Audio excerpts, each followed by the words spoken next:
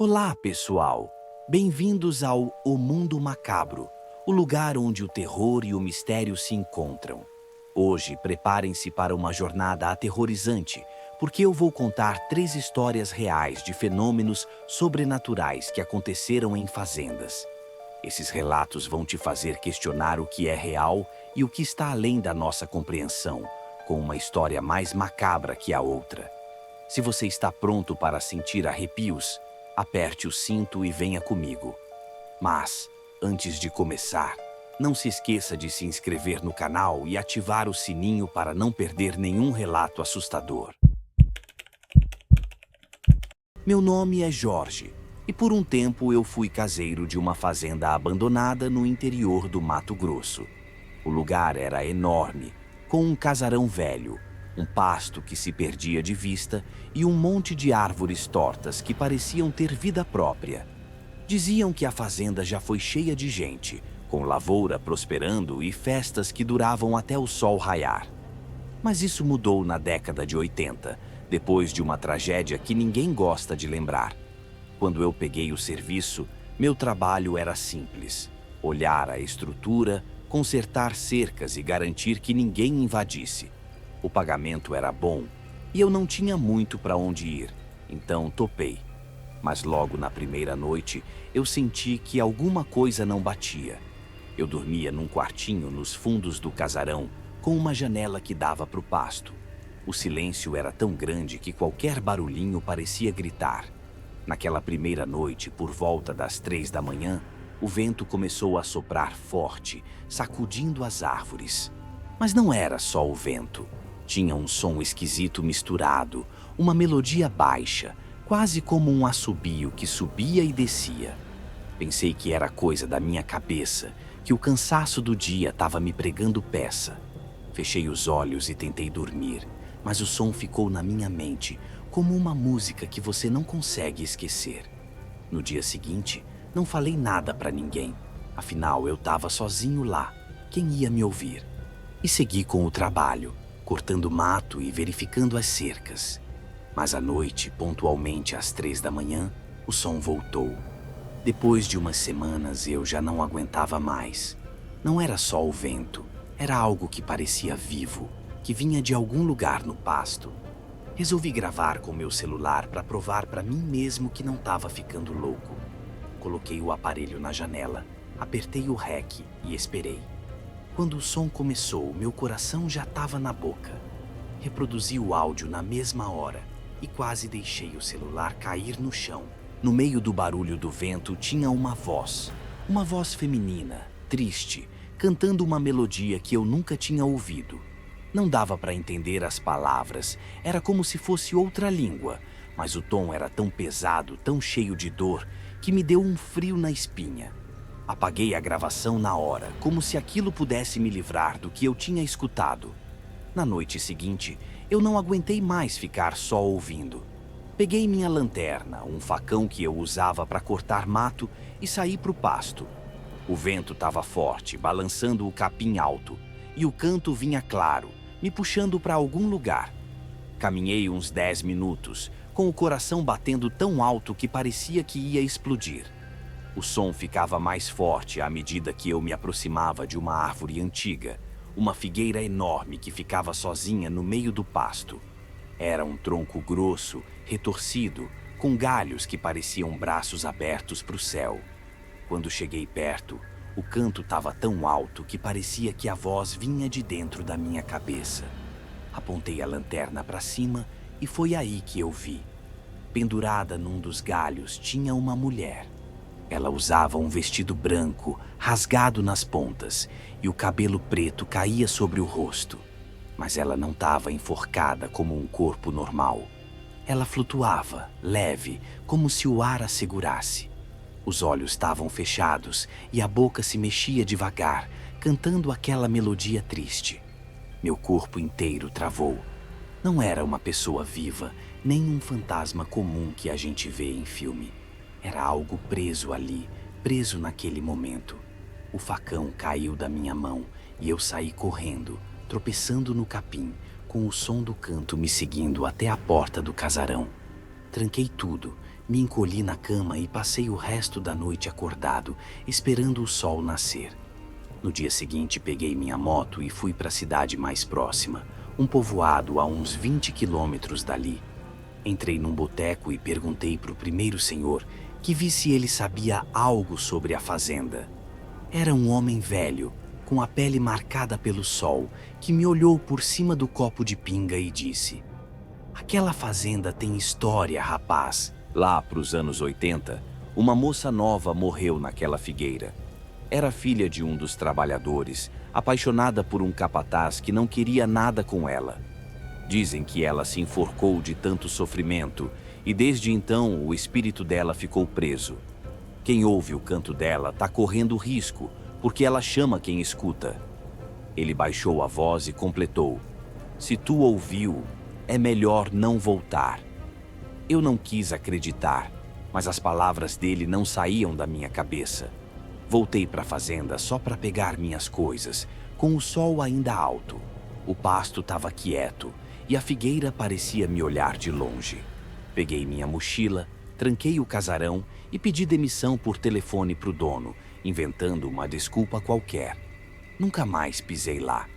Mas o pior é que, mesmo estando tão longe agora, às vezes, quando o vento sopra à noite na janela do meu quartinho alugado, eu juro que ouço aquele canto de novo. É baixo, quase um sussurro, mas tá lá, me chamando. E eu rezo para nunca ter coragem de responder. Meu nome é Roberto e eu moro numa fazenda no interior do Mato Grosso com minha esposa Cida e meu filho pequeno, o Joãozinho. Aqui a vida é simples. De dia cuido das vacas e da plantação. De noite descanso com a família. O curral fica a uns 50 metros da casa, perto de um pé de jatobá bem velho. Sempre foi um lugar tranquilo, até umas semanas atrás, quando tudo mudou. Era uma noite quente, daquelas que o calor não dá trégua. Eu estava na varanda tomando um tereré, olhando para as estrelas, quando ouvi um barulho vindo do curral. Não era mugido de vaca, era um som grave, como se alguém arrastasse algo pesado no chão. Pensei que podia ser um bicho solto, então peguei a lanterna e fui ver. Chegando lá, as vacas estavam inquietas, amontoadas num canto, como se algo as tivesse assustado. Apontei a luz para todo lado, mas não vi nada fora do lugar. Foi aí que o som voltou, mais alto, vindo de trás do curral, perto do jatobá. Parecia um rosnado baixo, misturado com um chiado que arrepiava até a alma. Desliguei a lanterna por um segundo, tentando ouvir melhor, e foi quando eu vi uma sombra enorme, mais alta que eu, parada perto da árvore. Não tinha forma clara, parecia uma mancha preta que se mexia devagar, como se tivesse vida. Meu coração disparou, mas eu gritei: "Quem tá aí?" A sombra não respondeu, só ficou ali, me encarando. Pelo menos era o que eu sentia, porque não dava para ver olhos. Corri de volta para casa e tranquei a porta. Acordei a Cida e contei tudo, mas ela achou que eu estava imaginando coisa por causa do cansaço. No dia seguinte fui pro curral de novo, com o sol alto. As vacas estavam normais, mas o chão perto do jatobá tinha marcas fundas, como se algo tivesse cavado ali. Não era pegada de bicho, era irregular, torto, como se fosse feito por dedos compridos. Fiquei com aquilo na cabeça, mas não quis preocupar a Cida mais. Só que, na noite seguinte, o som voltou. Dessa vez eu estava no quarto com o Joãozinho dormindo no berço. Olhei pela janela e a sombra estava lá de novo, mas mais perto, quase encostada no curral. Ela parecia maior e agora dava para ver que mexia os braços, como se tentasse alcançar algo. Peguei minha espingarda, mas antes que eu saísse, a Cida segurou meu braço. "Roberto, não vai. Isso não é gente." Eu não queria acreditar, mas o jeito que ela falou me gelou.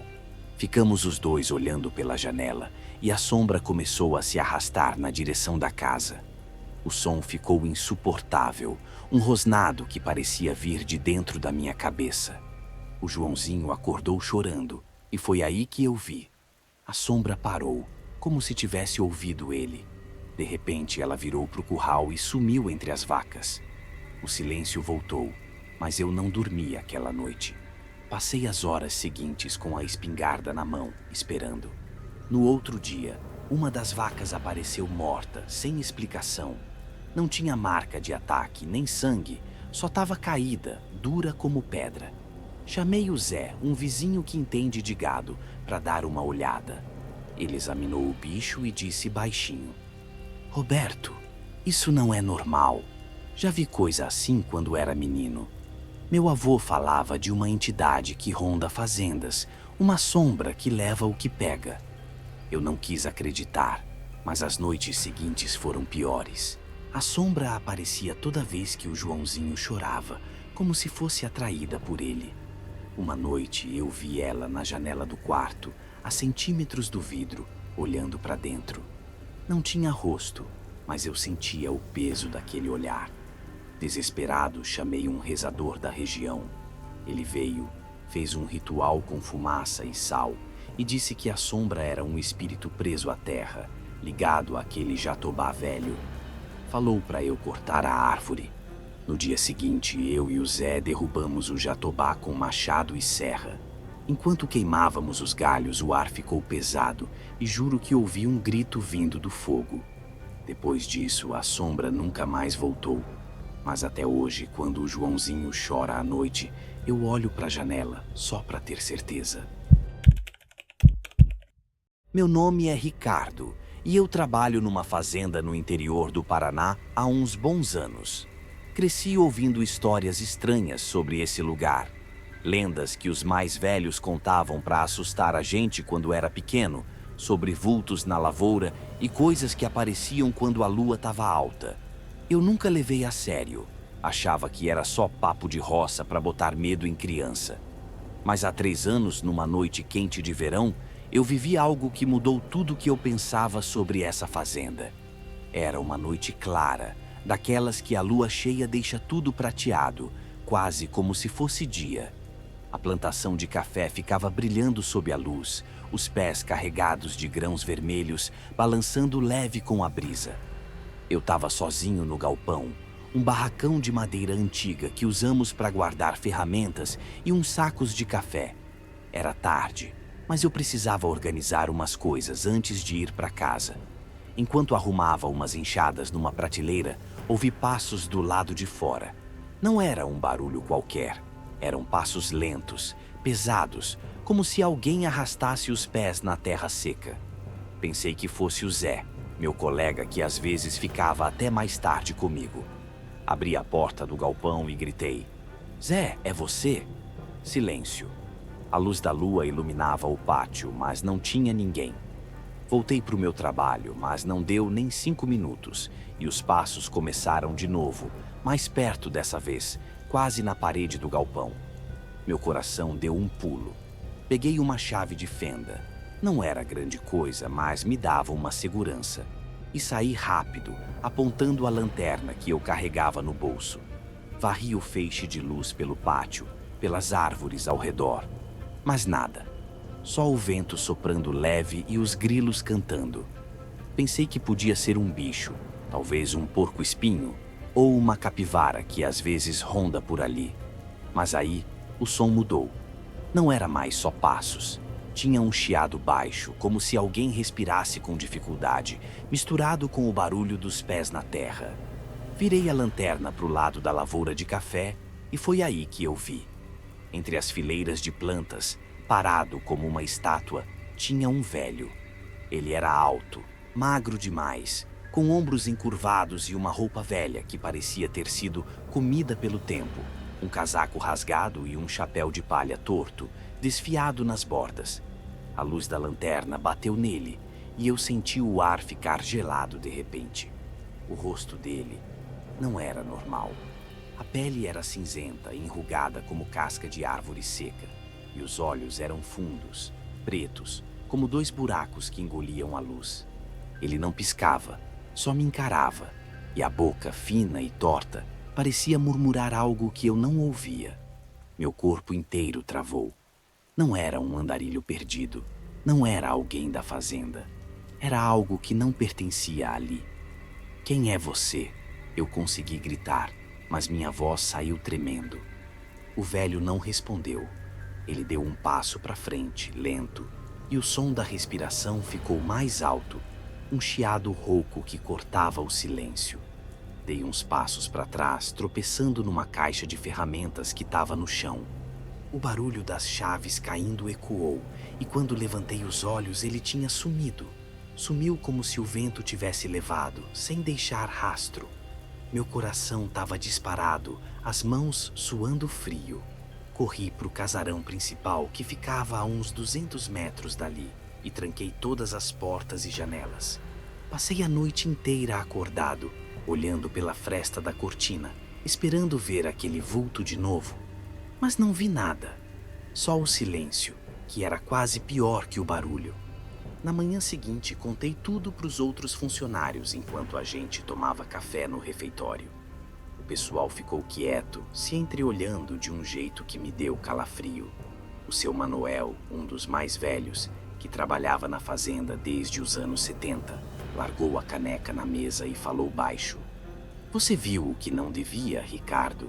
Esse velho já apareceu antes. Meu pai contava que ele ronda a lavoura desde que um fazendeiro morreu aqui há décadas. Dizem que ele era um homem ruim, que maltratava os trabalhadores e que depois que morreu ficou preso na terra, vagando." Ele fez uma pausa e completou: "Quando anoitece, não se anda sozinho na plantação. Ele gosta de observar quem tá por aí." Eu não quis acreditar, mas as palavras do seu Manuel grudaram em mim. Nos dias seguintes, evitei ficar na fazenda depois do pôr do sol, mas nem sempre dava para escapar. Uma semana depois, estava ajudando a carregar uns sacos de café no fim da tarde, e o sol já estava se escondendo. Ouvi os passos de novo, lentos, vindo do meio da lavoura. Olhei de relance e lá estava ele, o velho, parado entre os pés de café, me encarando com aqueles olhos pretos.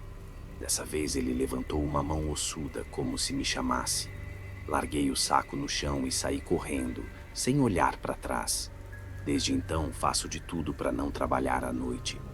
Mas às vezes, quando o vento sopra forte e eu passo perto da plantação, ouço aquele chiado rouco, como se ele ainda tivesse me observando, esperando eu dar um passo em falso. E essas foram as 3 histórias sobrenaturais que aconteceram em fazendas isoladas. Você já viveu algo parecido? Deixe seu relato nos comentários, queremos saber sua história. Não se esqueça de deixar o like, se inscrever no canal Mundo Macabro e ativar as notificações para não perder os próximos vídeos. Obrigado por assistir e até a próxima assombração.